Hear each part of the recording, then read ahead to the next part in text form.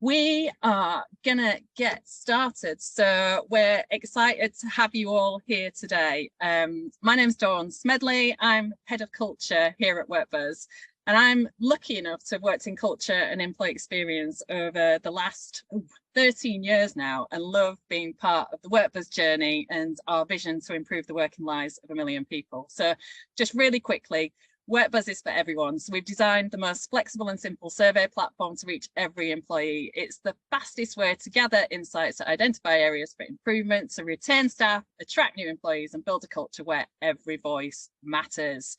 Where every voice matters. I'll repeat that because that leads us nicely into the topic for today's webinar, which is Leading with Vulnerability, the story of a people leader's mental health recovery and the impact on their team. It's Mental Health Awareness Week, so there's never been a better time to be talking about this stuff. And to put our webinar into the context of the wider world, according to HR Grapevine, burnout and stress is costing the UK economy £28 billion a year. And in a recent article in HR Executive, HR leaders ranked the highest when it came to key burnout metrics, with 41% of respondents intending to leave their current roles, and 37% having trouble balancing work and home life. So today, we're so lucky to be joined by the fabulous Stacey-Jayne Duddridge from Newport City Homes.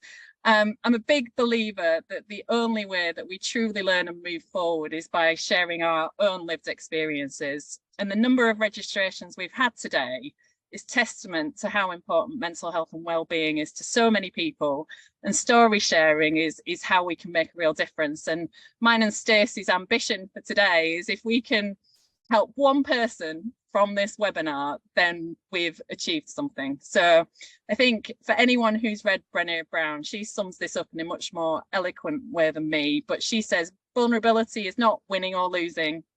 It's having the courage to show up and be seen when we have no control over the outcome. Vulnerability is not weakness, it's our greatest measure of courage.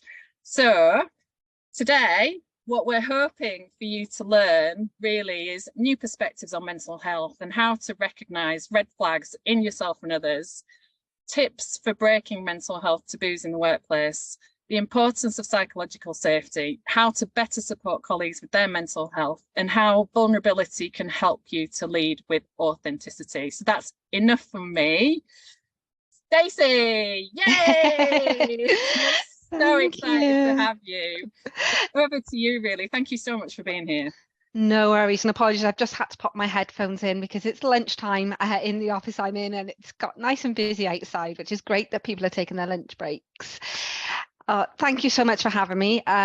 Anybody who knows me will know this is totally out of my comfort zone. So to give a bit of background on how this came about, I was at a WorkBuzz seminar in September and started sharing my story. And for some reason, I randomly volunteered to share it wider if it would make a difference. So we want to say sort of from the outset, there may be some trigger warnings, there may be things that I mention that have a massive impact on you, and you may need to go and get some support for that. So these slides will go out afterwards, and there's some links for places to go and get some support. And you can, of course, reach out to me, and I will do my best. So feel free to add me on LinkedIn. And yes, so me. So in essence, this time last year, I was sort of coming out of my recovery from a breakdown. And to give background, 31st of January 2022, I was in work and I lost my insert swear word. And it was an amalgamation of things building up to that point that caused that to happen. Naturally, I was a people pleaser from fear of rejection, from childhood traumas, etc. And as a result, I was just taking on additional work constantly, really trying to go above and beyond, to add value wherever I could. And my admin was off at the time. So I did about 4 months of working, probably around about 13 hours a day, including weekends. So you can imagine this is like an elastic band, and eventually it snapped, as did I. And I'm quite a laid back person. So it was very strange for me to see, very strange for anybody who knew me to see me sort of blow my top, so to speak. And what was your role at the time? What job role were you in at that time? Yeah, so I was a HR manager at a factory. I was part of the senior leadership team, reporting into a VP that was based in Belgium. So not necessarily, I guess, having that direct contact and support.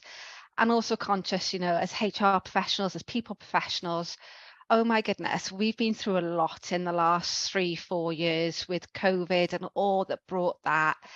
And yeah, burnout from that and the expectations from us went super, super high, in addition to how important well-being became and put on people's radars.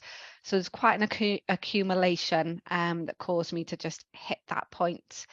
I got sent home from work, rightly so, and I was like, oh no, but I need to stay and do payroll, and they were like, go home.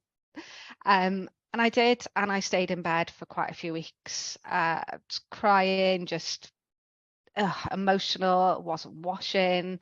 And that's the one thing they probably don't sort of speak openly about it when it comes to mental health, is you don't put yourselves need sorry, let me try that again. You don't put your own needs first, and your self-care just totally slips. I was having days where I was just washing my hair but not washing myself, because I didn't feel like I was worthy of my own time, and it was quicker to just chuck my head over the sink and wash my hair and make it look like I was clean when I wasn't. And when I spoke to the occupational health nurse that I got referred to when I went off work, that they said that was one of the sort of first signs that something isn't quite right in terms of your mental health. So yeah, I remember going into a pharmacy and openly saying, oh, do you have any sort of shower gel that I can use that will help to get rid of sort of stale body odor? And the look on their face, I've just said it so openly. And I was like, oh, I've just been through a really rough time.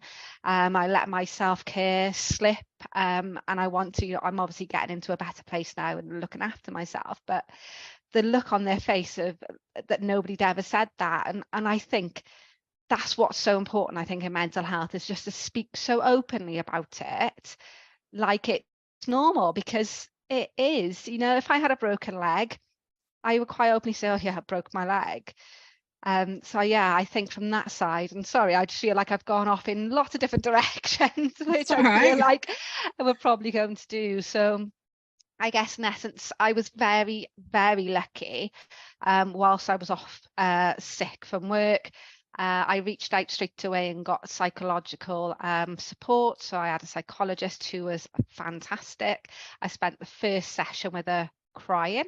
So I had a first hour and a half where I just blurted everything out that I had bottled up for so long.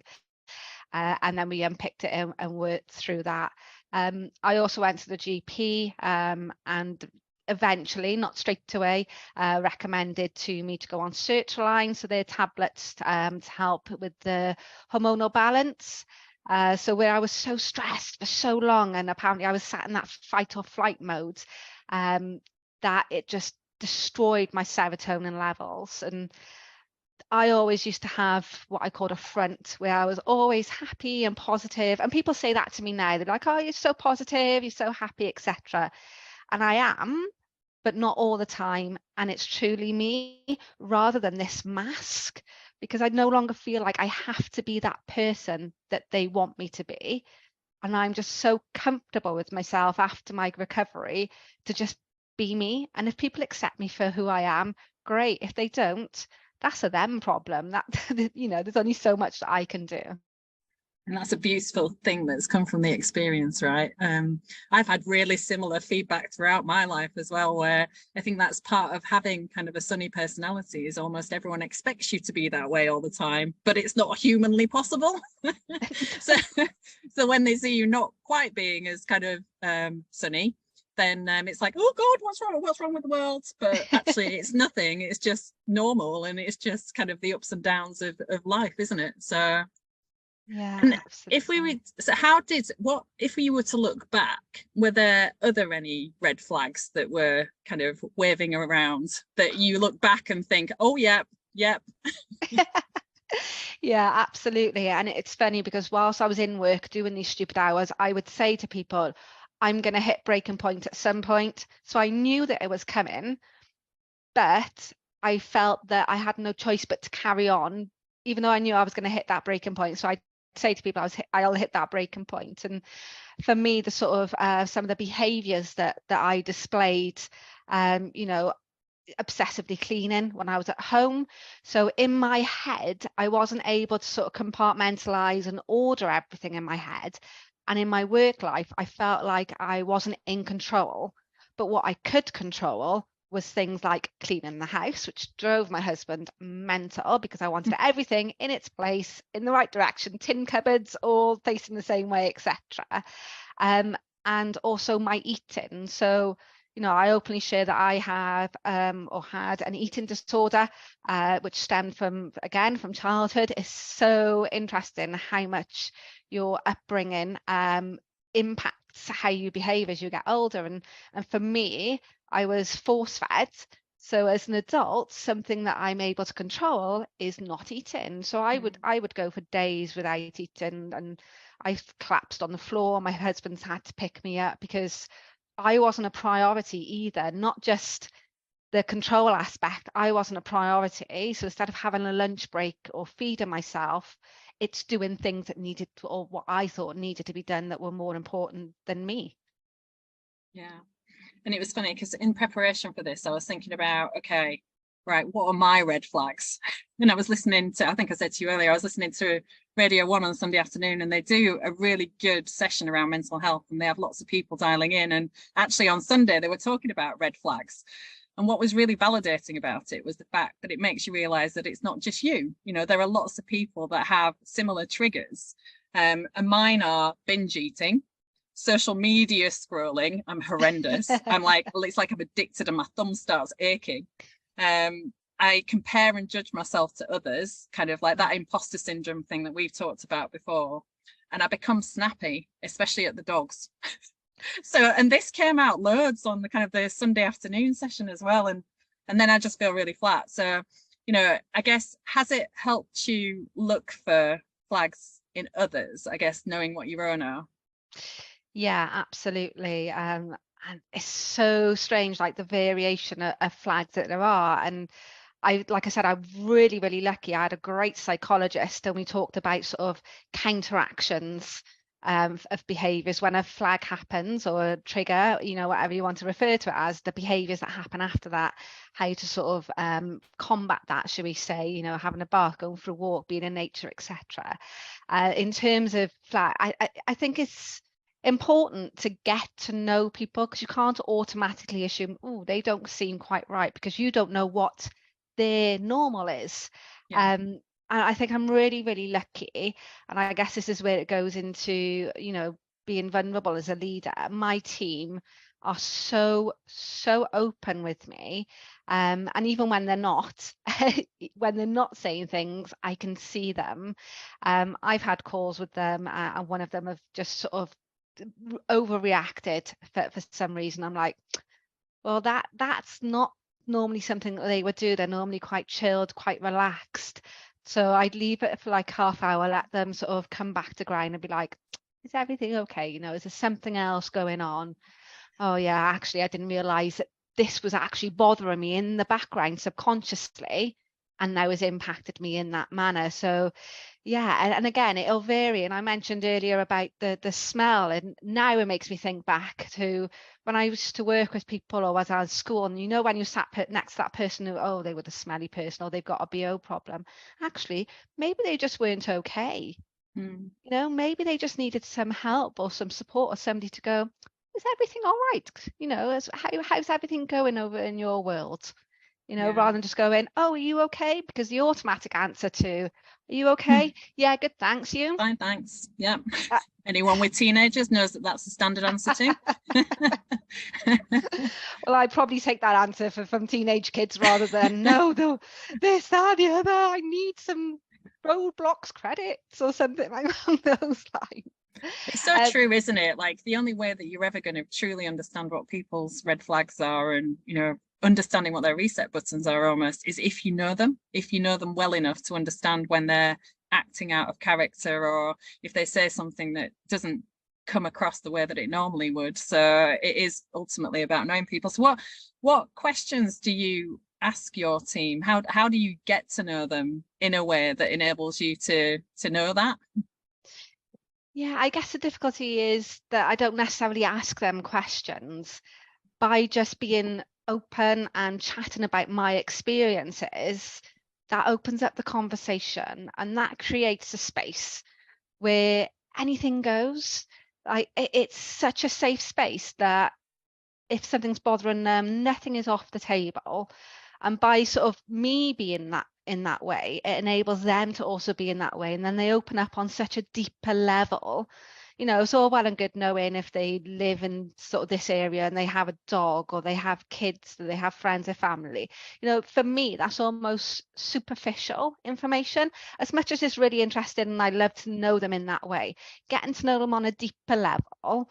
It's all about, as a leader and for, you know, from a HR perspective, it's being open yourself and sharing your experience. But I think what's really important is when they then start sharing that back and how you won't react to that, because you don't need to go into rescue mode. You don't go into solutions focused. You sit and listen, which anybody who knows me is really hard for me to do.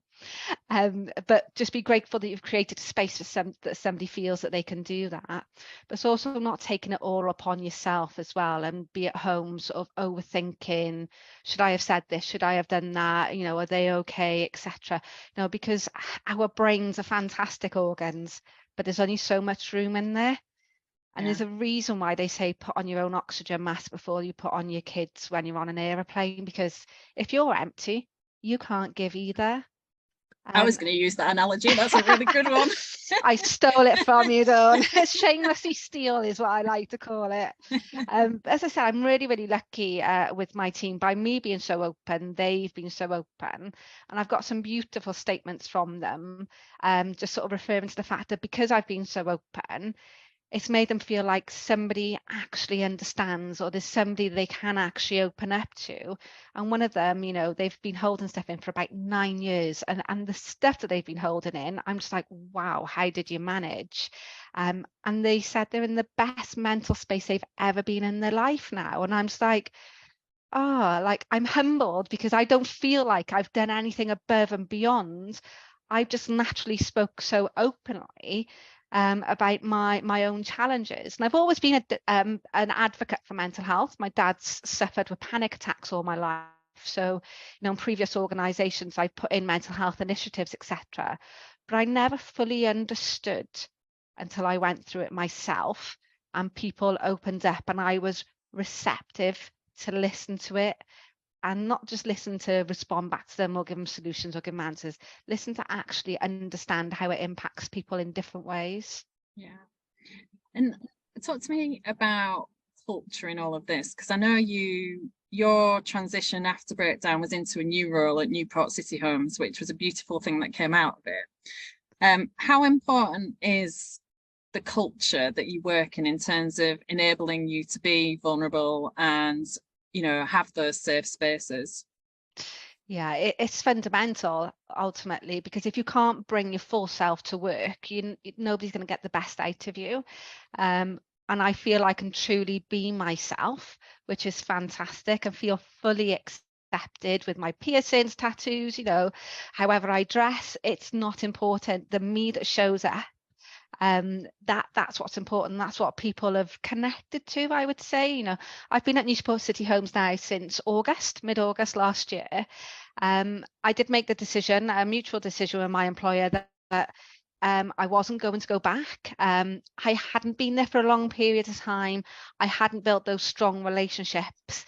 And for me, it was too much of a risk to go back into the environment that pushed me over the edge, so to speak. The straw that broke the camel's back, because it was always going to happen at some point.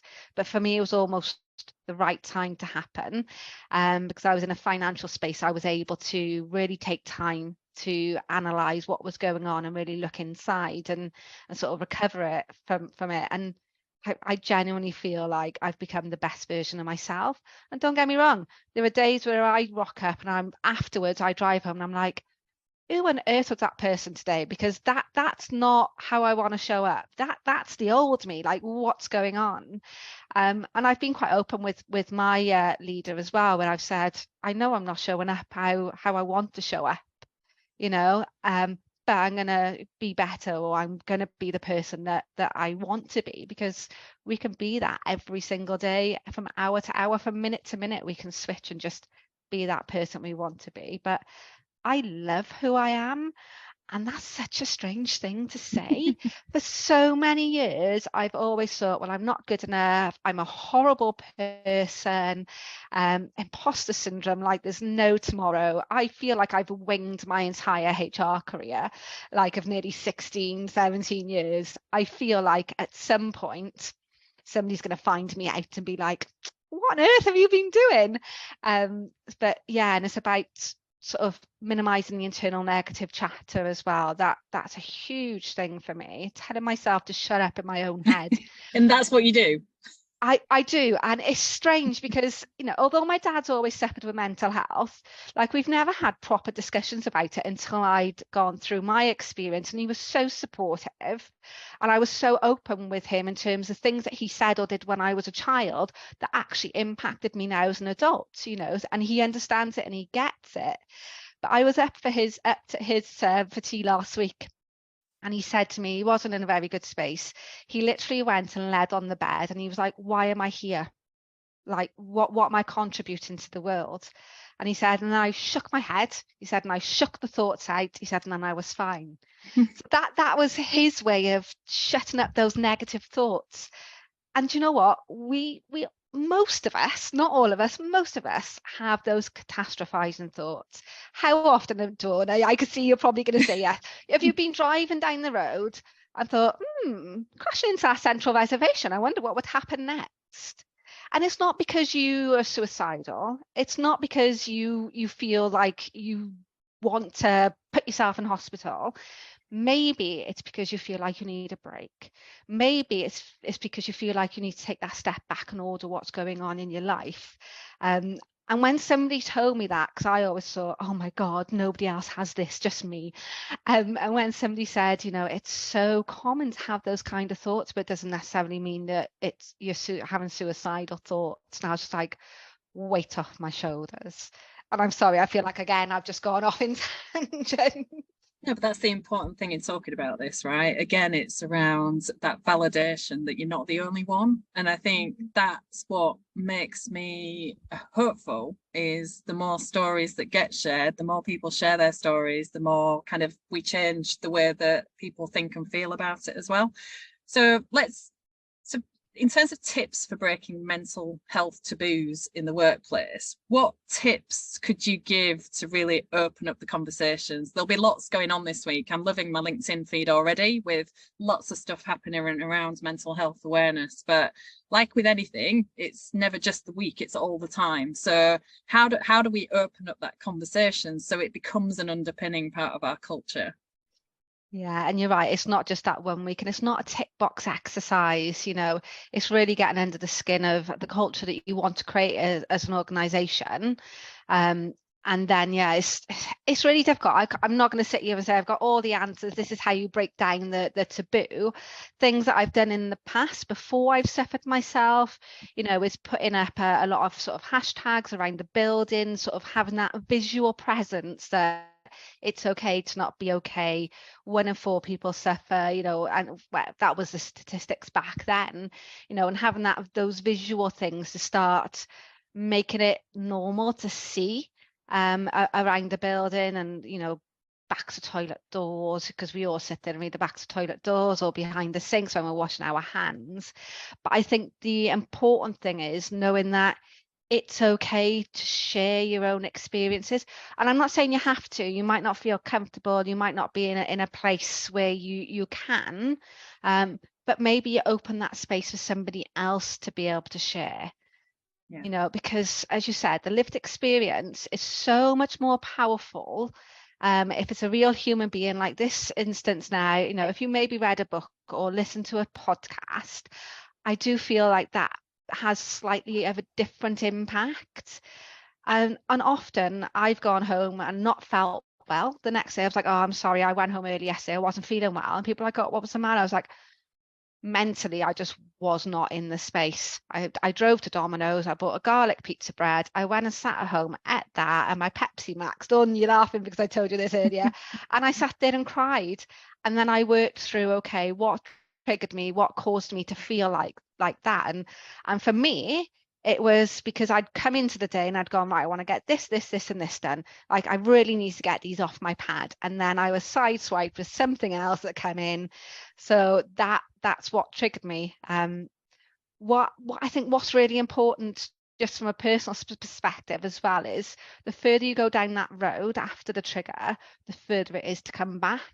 Yeah. So it's recognizing those signs early. So by me being so open with my team, and not just my team, anybody who works at NCH who's on this call knows that from day one, when I walked in the door, I just talked about my mental health and my breakdown like it was just normal conversation. They can flag things up for me. They'll be like, everything all right? And I can go, oh, is everything all right? Oh, well, actually, oh, no, that's actually really bothered me. How do I now let that go? Because it's something I can't control. So it does fundamentally boil down to having those open conversations, but they can only happen if the culture is right.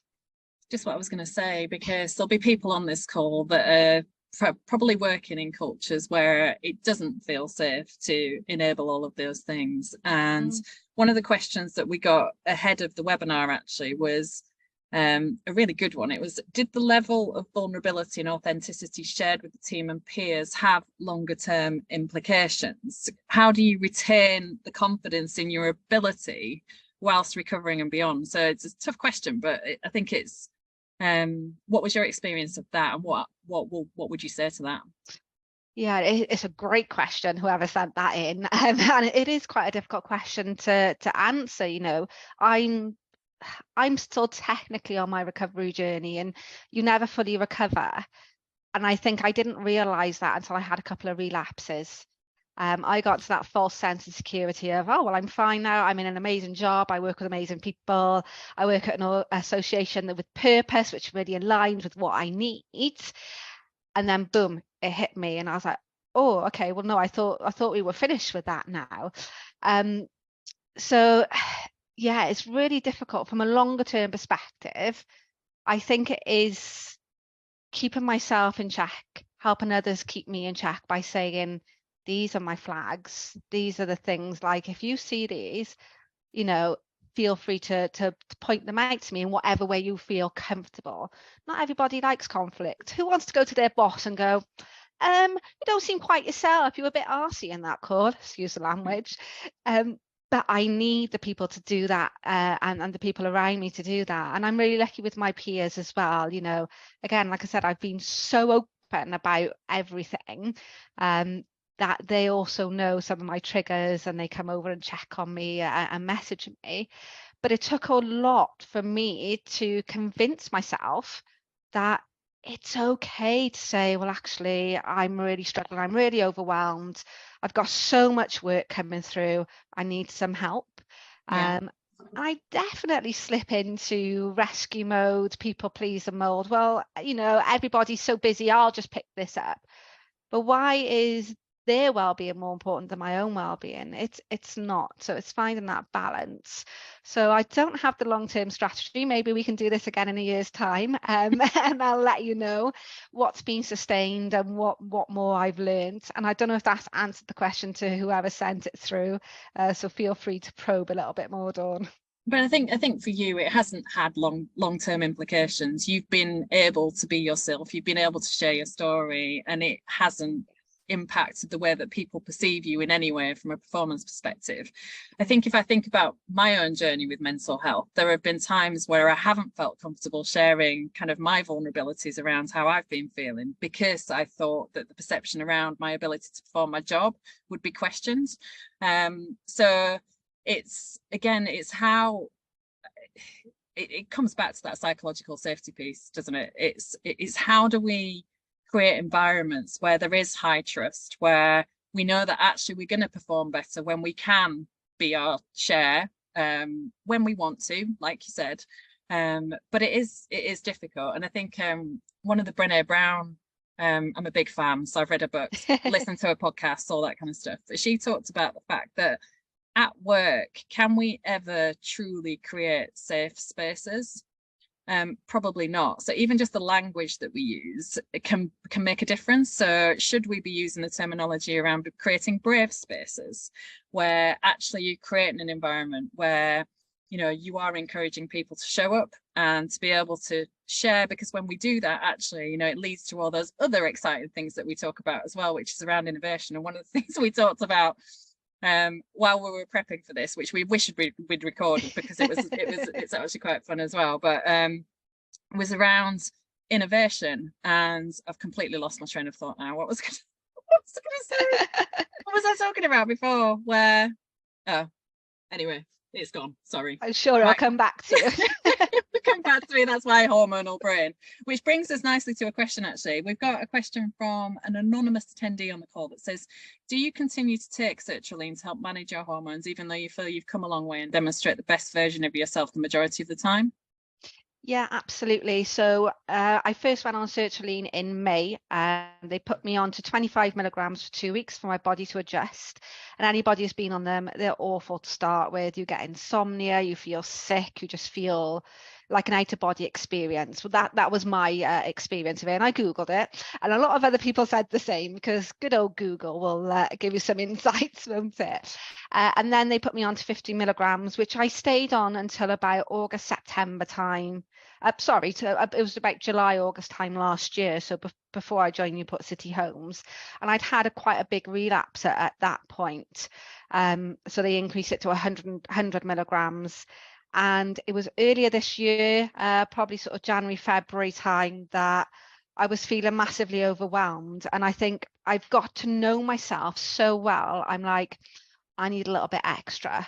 So I phoned up the doctors and said, listen, I know that I need extra.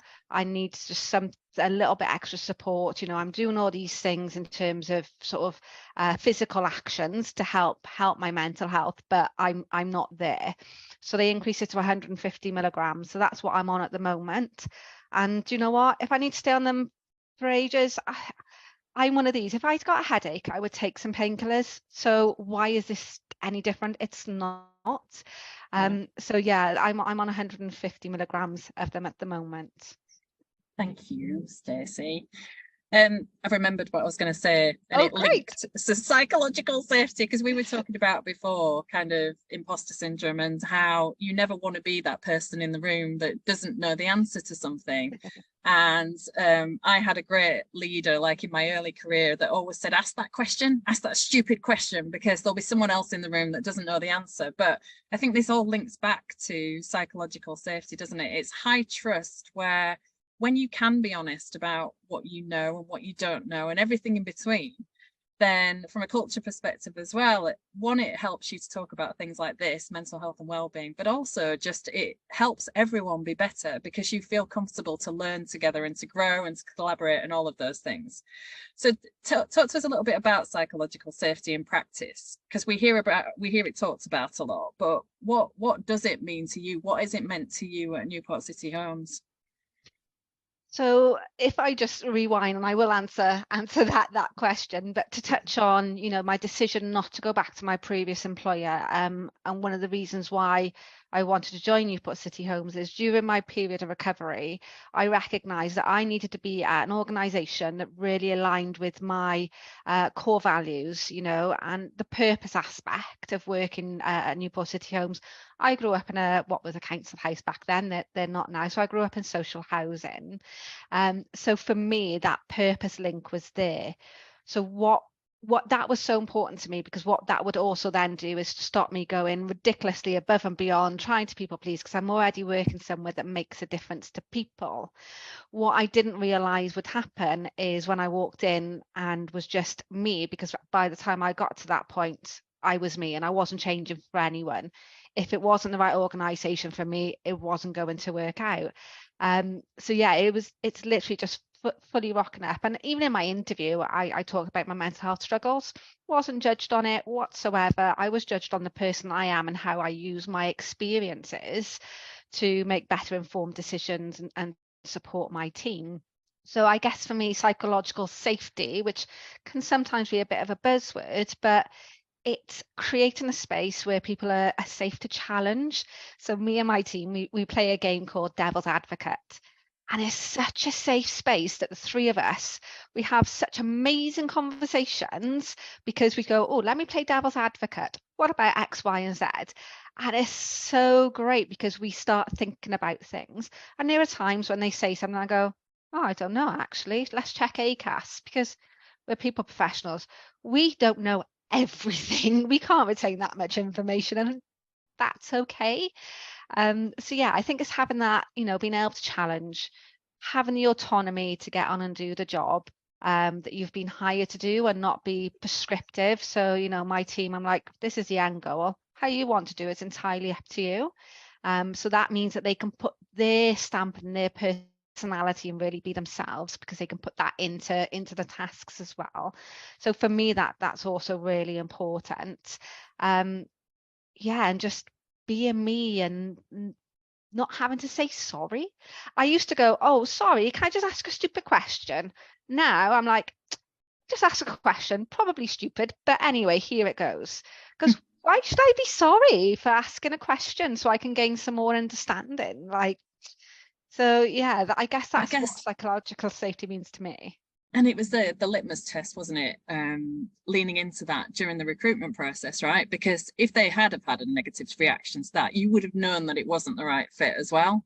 So actually, it's a really good way of litmus testing and almost interviewing the organisation to say, well, actually, are you the right fit for me? Thank you very much. Yeah. And you know what? It is so important to find the right organisation to work at where you are going to be able to be fully yourself, because you get fulfillment yourself because you feel like you've gone to work every day and done a good job. Or if you've got imposter syndrome like me and you, Dawn, you'll probably beat yourself up on the way home in the car. And my leader doesn't tell me off, so to speak. There'll be things and I've missed it. I'm like, oh. But she won't say, yeah, you missed that, because she already knows that inside my head I am beating myself up so much more than she ever could. And I mean, I hope my team don't feel that. But yeah, you're always your own worst critic, and you're always the hardest on yourself. Got a couple of questions coming in, and keep them coming, by the way. So I'm a naturally very open person, wear my heart on my sleeve and express my feelings very openly, like me. And I'm like, Stacey, you're in good company. We were on a team effective communication course where we had to give a positive and what I could do better feedback. The feedback to me was that I was exposing my vulnerabilities and this was something I should work on as people can take advantage. What would your response to that be?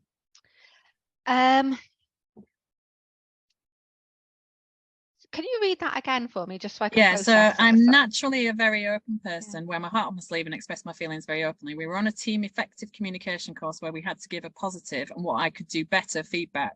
The feedback to me was that I was exposing my vulnerabilities and this was something I should work on as people can take advantage. So essentially saying that exposing your vulnerabilities is not a good thing. I guess my initial response is feedback is a gift. You don't always have to take that on board and change who you are based on other people's opinions of you. Don't get me wrong, I'm sure there are certain things that maybe you shouldn't share from a hugely wider perspective, and it is sometimes within reason. And I'm not saying you need to leave the organisation that you're at, but maybe ask yourself, am I able to be fully myself? Am I comfortable to be that vulnerable? And start looking out for the signs of, if they're saying that people are taking advantage of your vulnerability, maybe ask them for a specific example so that you can be aware so that people aren't taking advantage of you if they are.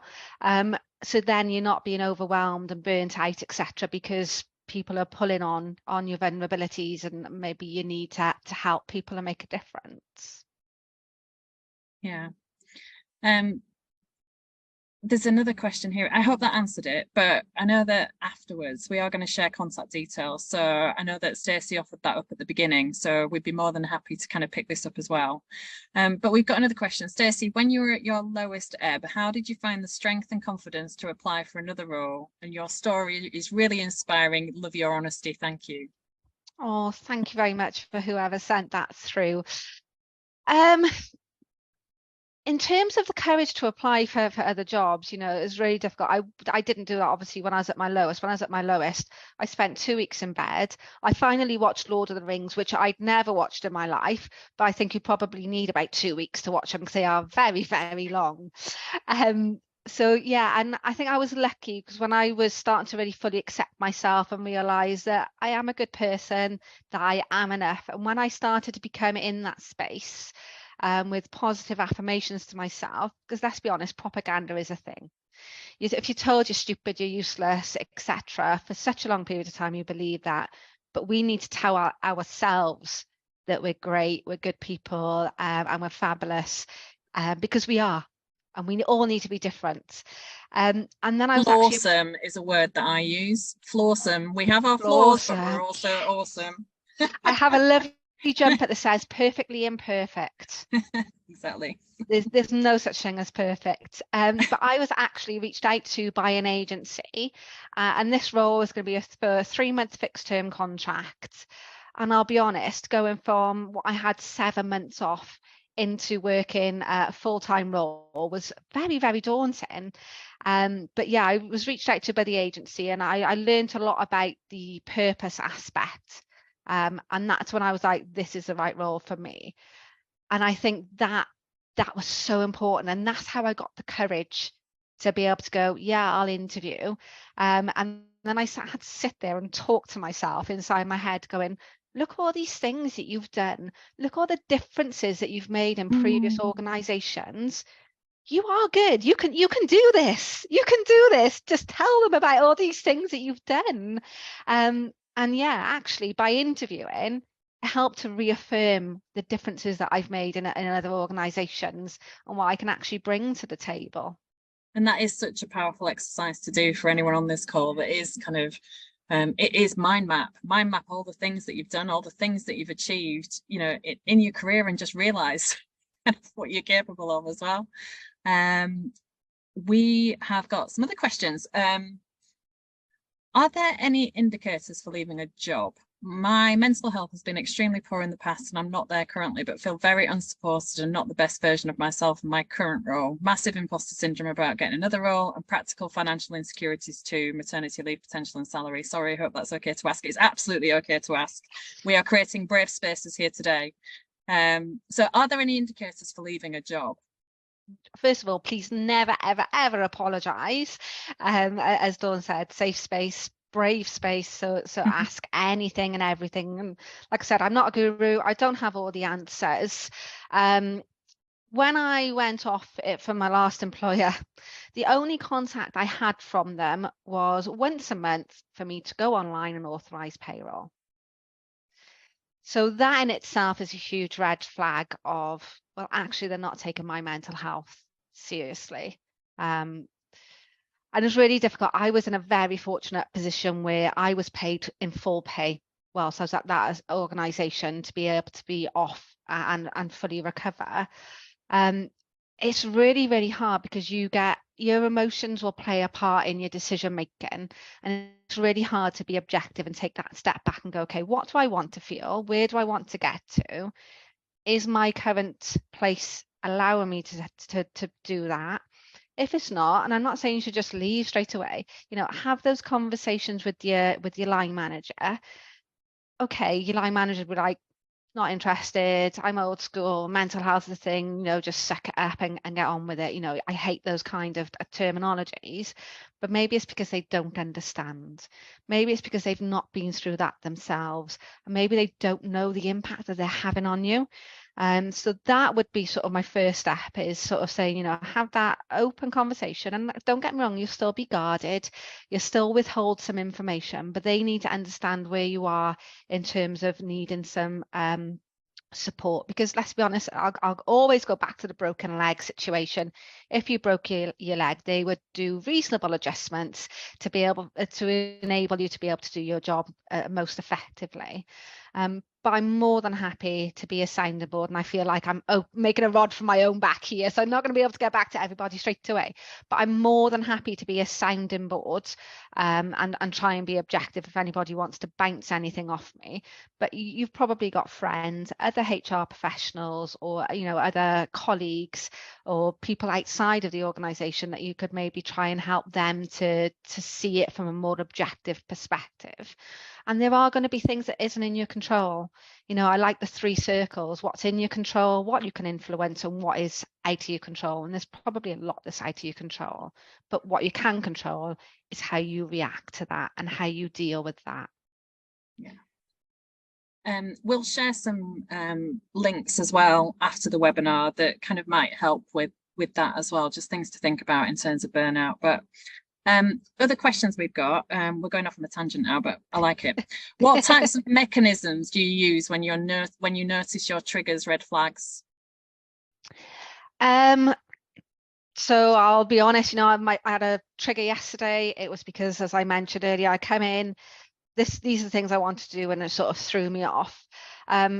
So I had to take that step back and try and understand after I cried for a little bit, because that's how I deal with all my emotions, whether it's anger, frustration, happiness, it's usually tears.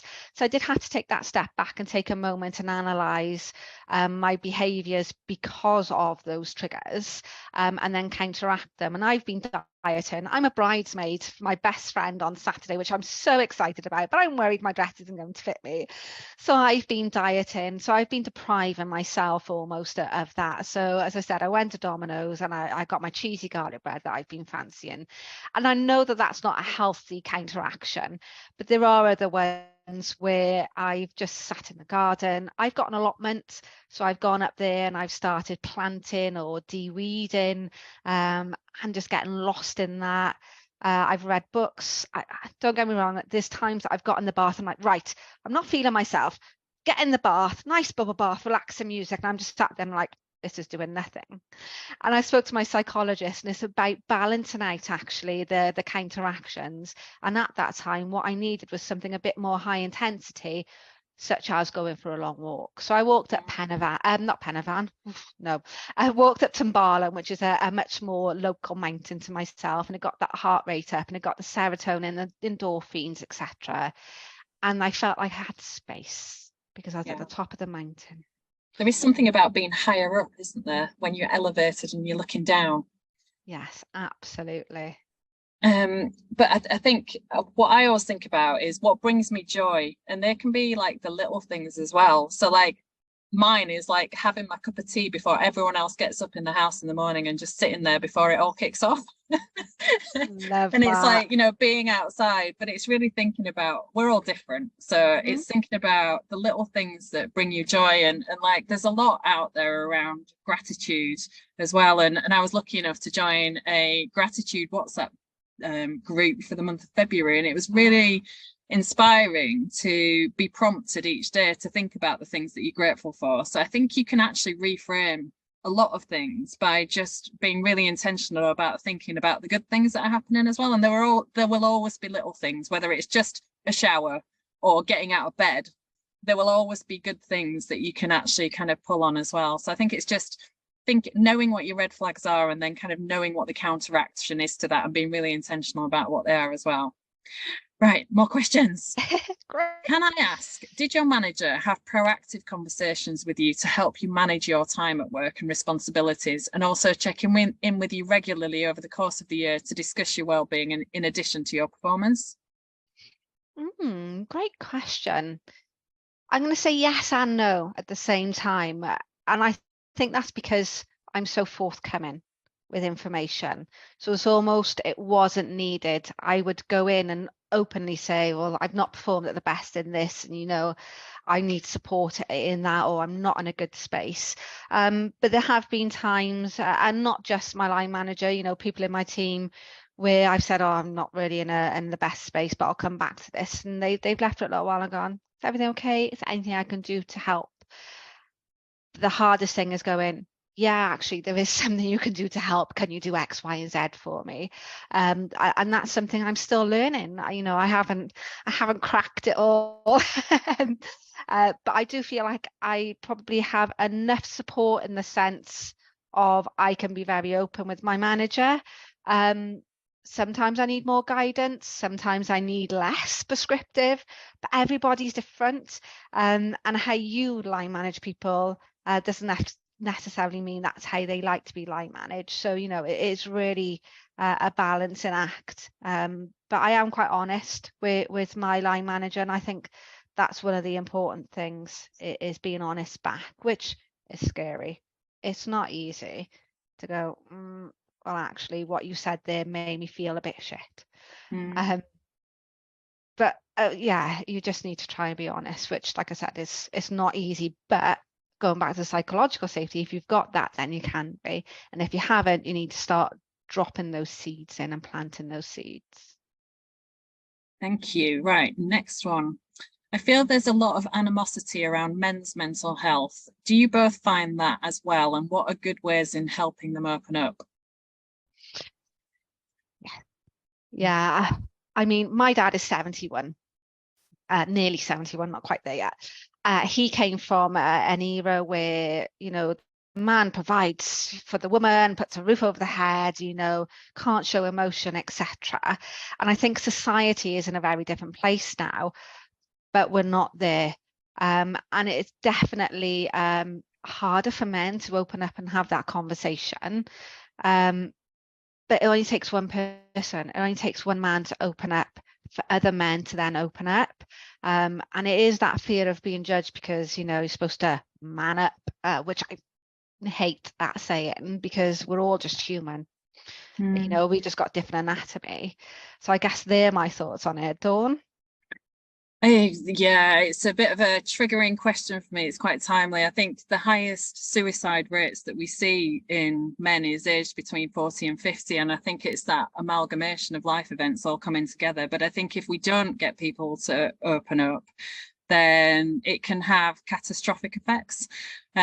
So I think, like you said, it takes one person inside an organization opening up and sharing their experiences to create that brave space for others to do so, but it's hard.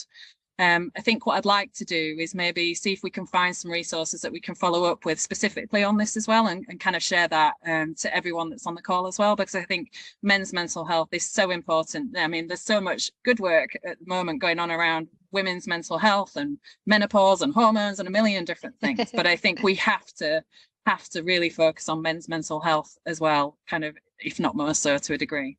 Yeah, absolutely. And as women and as non-males, I think we also need to be, what's the word, allies for them, Yeah. And helping them create that space. Yeah, absolutely.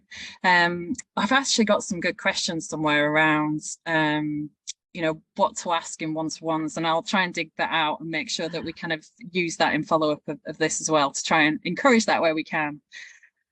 Can we move on? Because that's going to feel emotional on that one. So with a year into your journey, how do you expect a year from now to be for you? You've been authentic, human, and genuine. Many would have got a lot from you on this call, so thank you for being so candid. Oh, that's so lovely to hear, because my team will tell you I swear a lot, because apparently it's a sign of an honest person. So I've been really trying to not swear, but also just be me. Me in a year's time will be even stronger. And what I would like to be doing is making more of a positive impact from a wider perspective. Me and Dawn spoke, if we can help just one person today, fantastic. But I do want to take that wider in any way that I can. And I don't know what that means.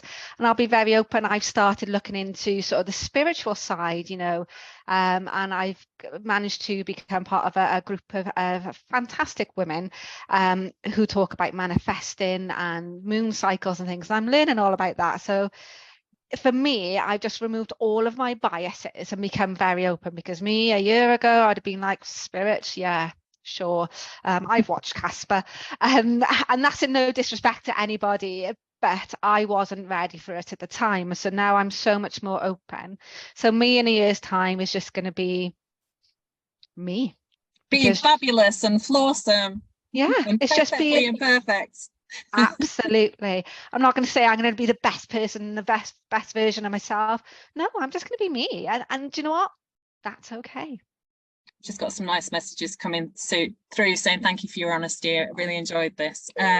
Let's squeeze in a couple more. So in work, I often find myself being torn between, if I say no, am I being unreasonable? Or if I say yes, am I being a people pleaser? Any tips for balancing the two?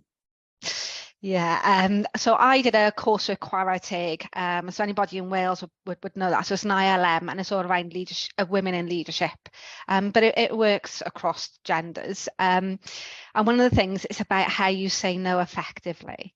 So it's about the questions you ask. Okay, is that really important for me to get completed before X, Y, and Z priorities that I've had? You know, is there anybody else in the team that's best placed to be able to pick this up? Or, you know, could I potentially have some support on getting this running and getting it off the ground? You know, it doesn't always have to be a yes or a no. It's questioning and challenging back and getting the person you're questioning to maybe also think a bit differently. Because as a people pleaser, people will automatically throw all the projects at you because you get things done. But ultimately, what that's not doing is developing the other people in the team and the organization. So I would probably start with asking those questions rather than it just being a, no, I can't do it. Yes, absolutely, I'll do it. And if you need to say, oh, I'm really sorry, but I just don't have the capacity, or I don't have the skills to really make a really good go of this piece of work, and be honest from that perspective. Brilliant answer. We are at nearly 1 o'clock, but I'm going to keep asking the questions anyway because we're recording it so we can share with everyone. So more messages coming through saying thanks so much for being so honest and real, can relate to lots of things that you spoke about. And we've got a message here saying you certainly helped more than one person today, motivational, inspirational, brave. So last question. I think that's going to make me emotional. Quick, go back to the questions. So what made you want to be a people manager in the first place? I'll be honest, the people pleasing aspect, I guess. So I fell into HR by accident. I was working in a factory, chocolate factory, not really Wonka's. That's a good job. You say that was all Slimming World's bars. They're not the best for your guts. And I was working nights. I was asked to cover reception, and then I was just naturally handed over work in the HR space. And as a people pleaser, I just took it on and fell into HR because I realized the positive differences you can make. It's not all about disciplinaries and grievances and investigations and all that crap. Yes, that's part of the role, right? It needs to be done. But there is so much that you can do from a positive, impactful way. And yeah, I just really wanted to, and I always say this, I want to be the leaders that I've never had in the past. And every leader you have, whether they're good or bad, you learn a lot from them, whether you want to be like them or things that you would never do or never be. So from that, I think it's just giving back. Amazing. And then I think one of the things that I just wanted to ask was, how has being vulnerable, helped you lead with authenticity? I think this is a nice way to end. Yeah, just enabled me to just fully accept myself, which has allowed other people to accept me as the true me, not the front that I'm putting up. And yeah, so I'm not trying to be somebody that I'm not. Don't get me wrong, there are times where I need to toe the line and, you know, depending on the situation, circumstances, but that just comes with being a professional. That doesn't necessarily become part of being vulnerable. So yeah, and it's not that I don't care what other people think. That sounds awful, but because I'm so comfortable with the person that I am, that allows me to be authentic and say it as it is. Whether I should be saying it in the way that I've said it, who knows, you know, and we all learn. There's no right or wrong. And there are days, as I mentioned, that I've not shown up how I've wanted to show up. And I don't know if we're going to come to the end, but I guess my parting sort of statement is, if you're not showing up how you want to show up, why aren't you? What's stopping you? You are in control of your life. you have choices. And for many years, I didn't think I did, but we all have choices. Giving me goosebumps. I think that's the perfect place to end. I'm feeling a bit emotional, actually. I think me too. Thank you so much for sharing your story, for more messages coming through. You're amazing, Stacey. Thank you. It takes so much courage to do what you've just done and share your lived experiences with everyone on this call. So thank you. I think I'm going to go away. I know. Thank you to everyone for joining. It's Mental Health Awareness Week. We hope it's been helpful, and we hope we have kind of impacted on one person's life today. That was the aim. And so we hope we've achieved that. But Stacey, you're a legend. Thank you so much. Oh, no, thank you, Dawn and WorkBuzz, for allowing me to just come here, share my story in whatever way that I wanted. And thanks to everybody for joining.